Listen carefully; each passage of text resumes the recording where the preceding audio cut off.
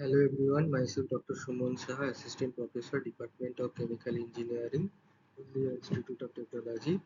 Today I will discuss about the chemical engineering thermodynamics under the topic will be Clausius Clapeyron equation and also fugacity.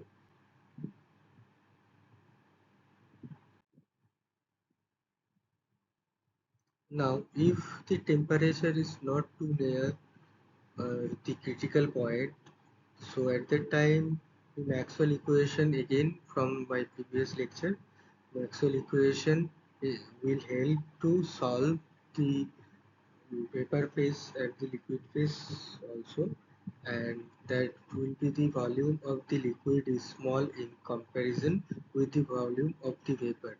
Then delta V will be equals to Vg minus Vf will be equal to Vg. So that Clapeyron equation dP by dt, which we have just discussed in the previous lecture, dP by dt saturated equals to delta H by T Vg, equation 29. Now the vapor pressure in this region well below the critical point is relatively small to that the vapor pressure can be assumed to behave as ideal gas. So as it is behaving like ideal gas, then PV equals to RT. So according to that, Vg equals to RT by P saturated. Now put the value of Vg into the equation number 29 and results in dP saturated by dt equals to P saturated delta H by RT square. Equation number 30.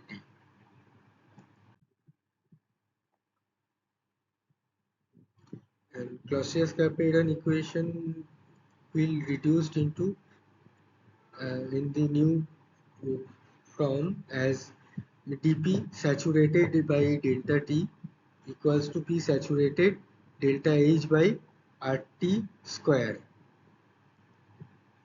and dP saturated by dt P saturated equals to delta H by RT square.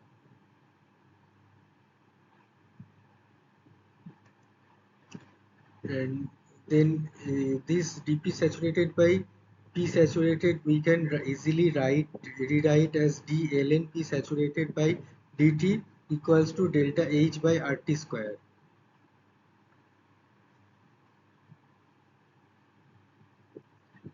which is equation number 31, and this is known as the Clausius Clapeyron equation.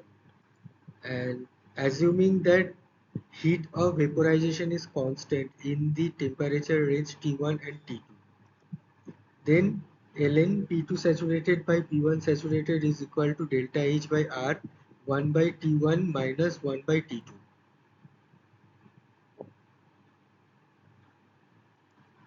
which is equation number 32.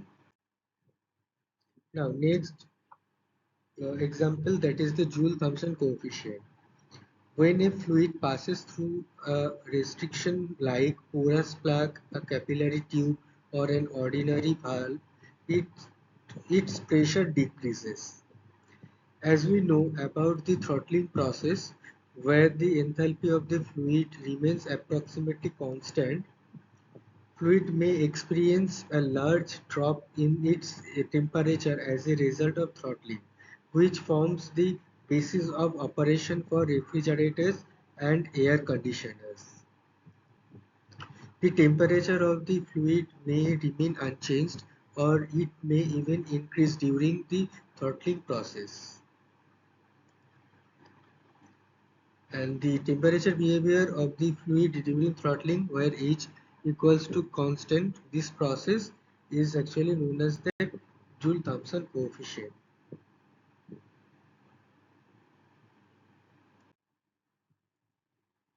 Now the defined form, the mathematical expression or the defined form of Joule-Thomson coefficient, that is mu equals to delta T by delta PH. And thus the Joule-Thomson coefficient is a measure of the change in temperature with pressure during a constant enthalpy process, where condition is given over here one by one. We will discuss it. Mu J_T, if it is less than 0, temperature will increase. Mu J_T is equal to 0, temperature remains constant. Mu J_T is greater than 0, temperature decreases. If we construct a TP diagram, then from the defining equation of Joule-Thomson equation reveals that the Joule-Thomson coefficient represents the slope of H equals to constant lines on a TP diagram. And how we can represent it? One experiment can be done over here. Like a fluid at a fixed temperature and pressure T1 P1, thus fixed enthalpy also, is forced to flow through the porous plug, and its temperature and pressure downstream T2 and P2 are measured. The experiment is repeated for different sizes of the porous plug, each giving a different set of T2 and P2. So this is the porous plug, and inlet condition or inlet parametric condition will be P1 T1. This is fixed, and P2 T2 that will be varied with different sizes of the porous plug.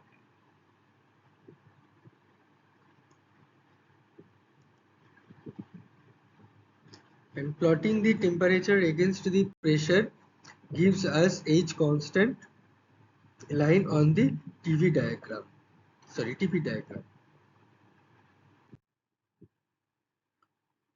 And the diagram will be like this: temperature versus pressure. The experiment is repeated for different sizes of the porous plug. This two represent as the exit states, and one inlet, that is P1 and T1, which is fixed, and each giving a different set of T2 P2, and we are getting different set of T2 P2. Plotting the temperatures against the pressures gives us an H equals to constant line on the TP diagram as shown in the figure. Repeating the experiment for different sets of inlet pressure and temperature and plotting the results, we can construct a TP diagram for a substance with several H constant lines as shown in the figure, like this line.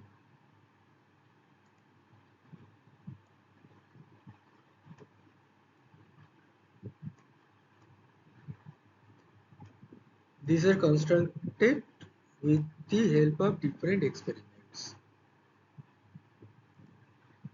Some constant enthalpy lines on the TP diagram pass through a point of zero slope, which is known as the zero Joule-Thomson coefficient. The line that passes through zero slope point is called inversion line.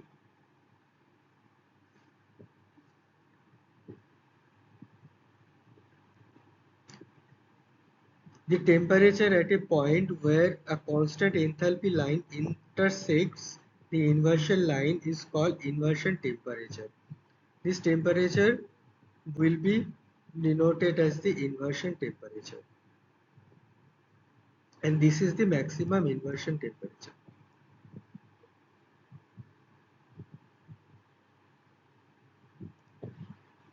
The temperature at the intersects and the cross that upper part of the inversion will be known as the maximum inversion temperature, which we have just discussed.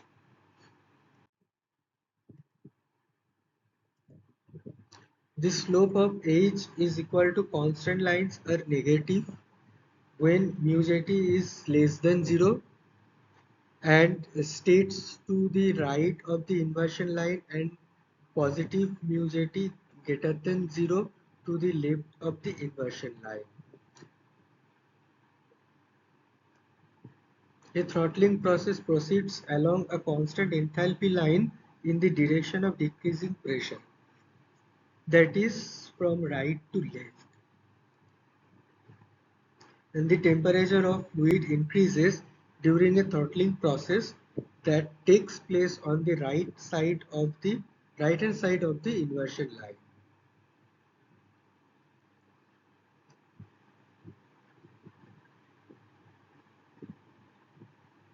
However, fluid temperature decreases during the throttling process that takes place on the left side of the inversion line.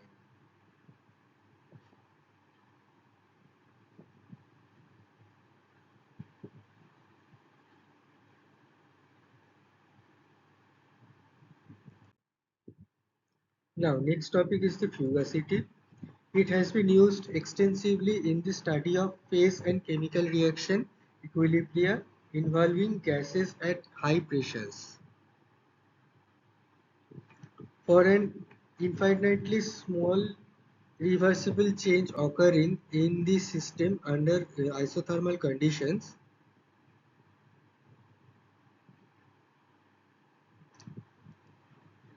dg equals to vdp from Gibbs function. Equation number 1 I am giving over here. For 1 mole of an ideal gas V in the above equation, V equals to RT by P. So dg equals to RT dP by P or equals to RT d ln P.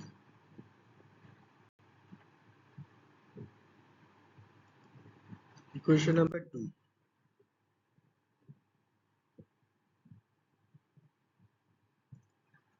Now equation number 2 is applicable only to ideal gas if, however, we represent the influence of pressure on gives free energy of real gases by a similar relationship, then the true pressure in the above equation should be replaced by an effective pressure,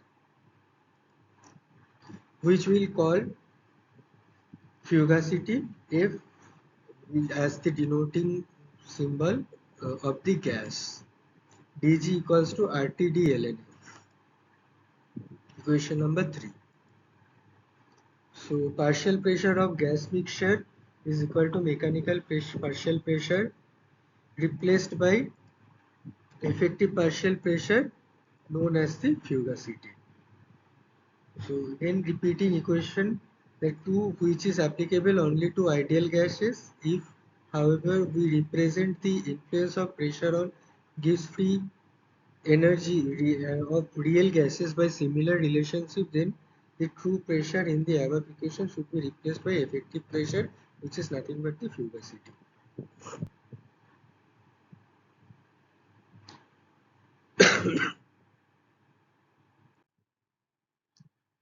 Equation 3 is satisfied by all gases, whether ideal or real. Integration of this equation gives G equals to RT ln F plus C, where C is the constant of integration that depends upon the temperature and nature of the gas. Fugacity has the same dimensions as pressure, usually atmosphere or bar. Standard state fugacity. Consider the molar free energies of a gas in two states both at the same temperature. Let G1 and G2 be the free energies and F1 F2 be the corresponding fugacities in these states. From equation 3, the change in free energy is delta G equals to G2 minus G1 equals to RT ln F2 by F1. Equation number 4. The free energy change can be experimentally measured by the above equation. The measured free energy change gives the ratio of fugacities F1 by F2.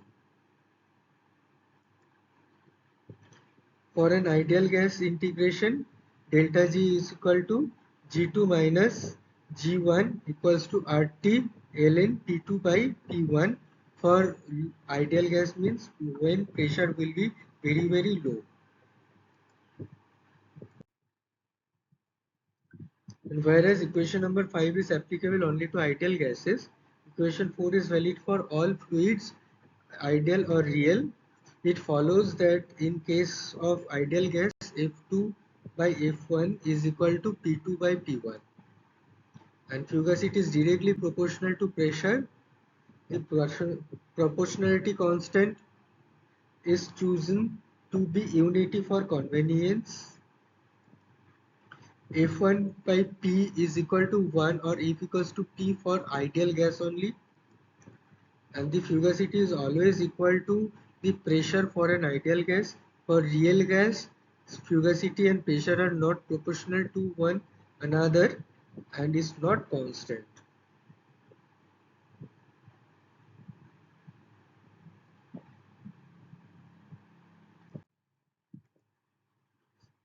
As the pressure of the gas is reduced, the behavior of the real gas approaches that of an ideal gas. At very low pressures, the fugacity of real gas should be the same as its pressure. So the gas at a very low pressure, P naught, has been chosen as the reference state. And the final condition, that will be limit P tends to 0, F by P equals to 1, or F by P tends to 1 as P tends to 0. P tends to 0 means when pressure will be very lower, or at the when gas will behave like the ideal gas.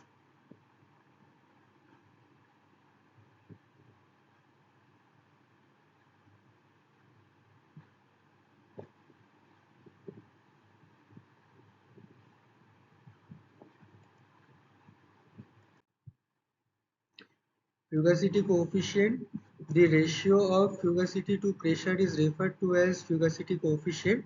It is dimensionless and depends on nature of the gas, the pressure and the temperature. Integration of equation number 4 between pressure P and P naught at low pressure will give you delta G equals to G2 minus G1 RT ln F by F naught. In activity, the vapor pressures of relatively non-volatile solids and liquids may be extremely low, and when dealing with such substances, it would be convenient to work with another function called activity rather than with the fugacity itself. And activity is A is the ratio of fugacity to the standard state of fugacity.